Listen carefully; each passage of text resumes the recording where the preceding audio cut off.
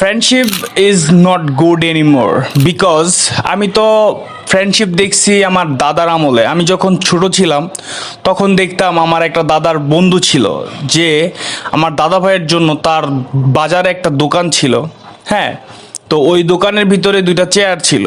ওই দুইটা চেয়ারের ভিতরে একটা চেয়ার সে সবসময় খালি রাখতো, আর একটা চেয়ারের ভিতরে সে নিজে বসতো।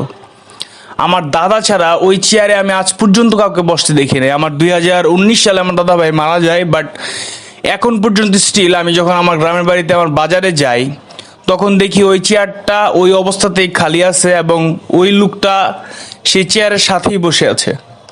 আমি কখনোই দেখি নাই যে ওই চেয়ারে কোনো না কোনো মানুষ বসা। And that is fucking A friendship. Even ভার্সিটির পর থেকে আমি আর কখনো ফ্রেন্ড বানাই নাই, বিকজ এরা থাকে না। এরা সব সময় স্বার্থপর হয়। আপনি নিঃস্বার্থভাবে কারোর জন্য কিছু করবেন, বাট দিন শেষে সেও আপনাকে ছেড়ে চলে যাবে এবং সেও তার ওই রূপটা দেখায় যাবে। অ্যান্ড দ্যাটস ওয়াই আমি এই পথে আর যাই নাই যে নতুন কারোর সাথে ফ্রেন্ডশিপ করব, নতুন কেউ আমাকে চিনবে জানবে। ইভেন যারা পুরাতন ছিল তারাও দেখা গেছে যে একটা টাইমে হয়তো বা 7-8 দিন কথা হইছে, হয়তো বা 1-2 মাস কথা কন্টিনিউ হয়েছে দূরে যাওয়ার পর। বাট এরপর থেকে সবকিছু কমে গেছে, এরপর থেকে সবকিছু যে যার যার মতো হয়ে গেছে, যে যার যার কমফোর্ট জোন চলে গিয়েছে।